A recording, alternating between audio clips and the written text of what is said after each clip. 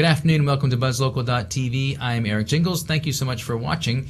Today is National Peacekeepers Day, and we are very honored to have Jim Muck, who is with the Peacekeepers and the Veterans Association. Welcome, Jim. Thank you. My pleasure to be here, Eric. Well, it's our pleasure to have you here. So what exactly is a peacekeeper? Is that somebody who, like, if a husband and wife are arguing, you walk in and say, hey, all right, calm down? Or is it something different? Yeah, something a little bit different. That's too bad, because that'd be handy.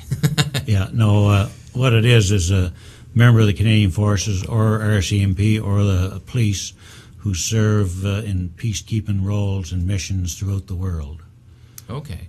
So is that so that's attached to the armed forces? So if they're going to, we'll give you an example. Where have you been then?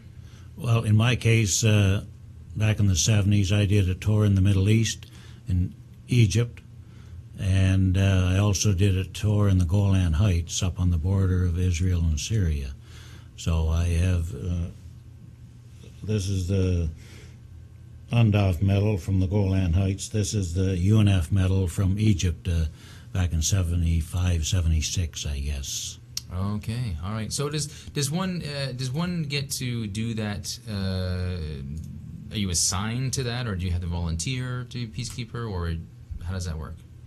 Well, in my case, like I was a member of the military police, so they like to see volunteers. Of course, not everybody's up to volunteering and that, but if you're not, well, they'll task you. You know, you're in the armed forces, you expect this sort of thing. Like in my case, I was married 1 month. Really? And my boss called me in and he said, what do you think of a tour in the Middle East? And I said, I'm still on my honeymoon. We've only been married a month. I'd like a little time. Well, he said, you're not going for 5 months. He said, this is January. You don't have to go till June. So this is how it happened with me. So I went home and told my wife, and she knew we were in the military. She adapted pretty quick, and, we made the best of it. But yeah. I was married for 5 months and gone for 6. And wow. Then we came back and, got on with life and moved on. But she was good. She was supportive about it. And here we are still together 43 years later. You really are a peacekeeper. So what does it feel like to go on a peacekeeping mission? Like, if you're not necessarily, and forgive me if I don't have the right terms, but is it a theater of war or a theater of conflict, or what's the term that you use? Yeah, well, peacekeepers, it's usually a theater of conflict or after a war. Okay. Like in the case when I went to Egypt in 75, there'd been a war in the Middle East 74, Yom Kippur, a battle between the Israelis and the Egyptians and Syrians. So the war was over, but there was still a lot of tension and a lot of cleanup to do, and a lot of blowing up, burned down buildings, vehicles, and even some body parts laying around. I mean, that's just the way it was. But you train for these sort of things, and you have briefings, and it wasn't all new to me. I'd spent 3 years in Europe prior to that with the military police in Germany and that. But it was peaceful in that there, of course, there. So this is all new. But right. We went to Montreal and to Ottawa for about a month, and they kind of prepare you for it as best they can. But still, it's quite a culture shock. No, it would be. So you're going from generally, like you said, sort of after things have somewhat settled. Things that just kind of keep the peace and say, okay, let's just keep everybody calm, and then start with the cleanup or the reconstruction or whatever the case may be. But do you ever get sent into areas of conflict while they're happening as a peacekeeper, or is it primarily just afterwards? Well, now, I mean, in this era, it's taken on a whole new role. Like the guys that have been to Afghanistan and that, I mean, they weren't peacekeepers. They were right into a war. Right. Which, whether it's, right or wrong or fair or not, they weren't really prepared for that, but they got in there and they did the best they could. But like back in the 70s, things were a little bit different. I mean, we had the best of both worlds, really. The war was over, there was some tension there, but we had a pretty good time. There was some tension. Up in the Golan Heights, there were some flare-ups with the Syrians and the Israelis, and we'd have to go into bomb shelters at 2 o'clock in the morning, sort of thing. And, in the back of your mind, you're hoping and you're thinking nothing's going to happen, but, I mean, anything can happen. Sure. And, I was quite fortunate. Nothing did happen, and I enjoyed it, actually. Yeah. Well, how did it feel being? I mean, to do that, to serve, to be able to go there and to help in that way. Well, it's a different feeling. I mean, it's quite an accomplishment. It's personally, it's a nice feeling. Mm-hmm. You know, you're helping out other countries, other people, and I mean, we have no idea in this part of the world, if you haven't traveled or anything, and seen, you know, what they do tolerate, and just the day-to-day living conditions. I mean, we flew into Cairo, 11 million people. That in itself was quite a culture shock. And then we get on a bus, and it was 40 degrees Celsius, and we're in full uniform.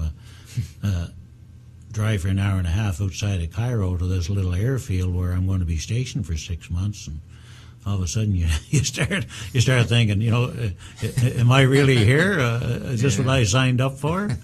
But you know, you adjust. The weather, the food, everything else. It's a big change, and we're pretty fortunate. Again, we're affiliated with United Nations, and they had water filtration systems. We had good food, you know, shipped in and things like that. So we were pretty fortunate there. But the locals, they're not so fortunate. You know, you see little kids roaming around there, no education or nothing. From my experience and what I've seen, like there's two classes there. There's poor people or there's rich people. There's not much of a middle class.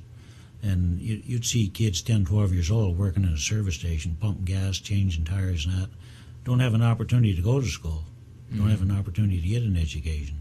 Then, on the other hand, you have the oil sheiks and that. They're living the dream, and the kids are getting educated in the best colleges in the United States, you know, and doing well for themselves. Millionaires. Yeah. But that's different world. It's a different world. Yeah. What kind of experience? Did you have much opportunity to deal directly with the locals, or did you basically have to keep to a certain area? Or yeah, well, like in my case, we were probably a little more fortunate than a lot of people with the military police because we had a lot of flexibility. You know, we had vehicles, UN vehicles, and we could pretty well go wherever we wanted. And we patrolled the roadways and the camps, and we met with the local police and the local judges and things like that. So, yeah, I had quite an opportunity to mingle quite a bit with the locals. And what was it like working with other nations? Did you have the opportunity to do that? That was a big thing that I enjoyed the most. It was a multinational UN company that I was with. I was with the UN Military Police Company. And we had military police from Poland, Austria, Sweden, Denmark, Britain. Wow. And these are troops that you're working with. You know, we're all on the same base. We're working out of a military police headquarters. And that was nice. I enjoyed that, and exchange ideas and different ways of doing policing and that. And you know, you get pretty tight after 6 months with some of these guys. And yeah, you know, you're living together, working together, playing together, and that was a good experience, positive experience. No, that's good. Now, what about the association that you belong to now? You say it's Peacekeeper and Veterans Association. So how is that? Is that separate than the general, like the DVA, or is it? Well, what that word means is we're modern-day veterans. We're veteran peacekeepers. We're all guys that have done peacekeeping missions, you know, whether it be in Kosovo, Bosnia, Egypt, Israel, anywhere around the world. And NATO, like we have NATO veterans also that served in Germany and Afghanistan, places like that.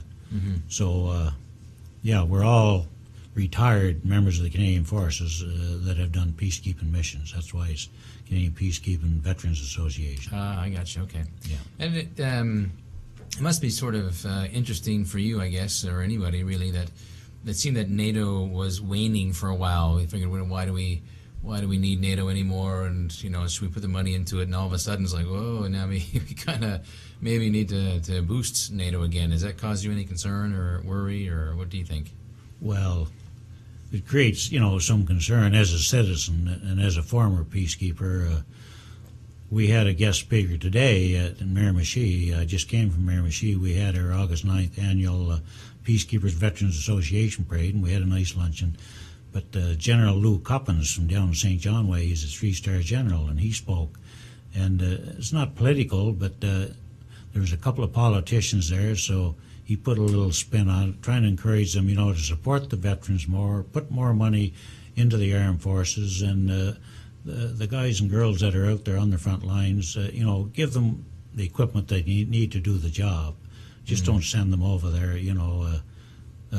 ill-equipped. Right. So that's that is a concern of mine. Hopefully things will improve. The politicians say it will, and hopefully things will. Well, if you can't believe a politician, who can you believe? Just exactly. That's exactly it. Well, Jim, thank you so much for coming in. It was a real pleasure to meet you, and thank you for your service over the years. It's been great. Eric Jingles for BuzzLocal.tv with Jim Muck with the Peacekeepers and Veterans Association. Thanks for watching. Thanks again. Okay.